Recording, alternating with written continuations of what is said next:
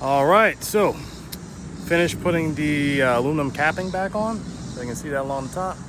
Finish the corner over here, so I can get a good view of that. There we go, and all the way along to the other side.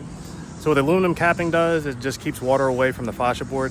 Fortunately, the fascia board isn't actually wood and shouldn't have any issues with water, but figured I'd put the regular trim back up there, get everything in the back the way it was, if not better.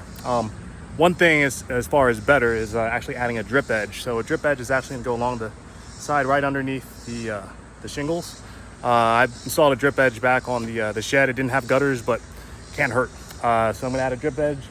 And once I actually do that, should be time to figure out how the gutters are actually going to be fastened.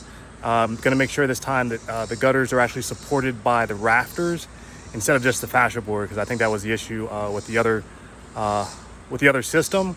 And it's probably part of the reason why the gutter actually came off and pulled the fascia board off, because that's the only thing that was holding it up there. So gonna correct that, and updates coming soon. So stay tuned.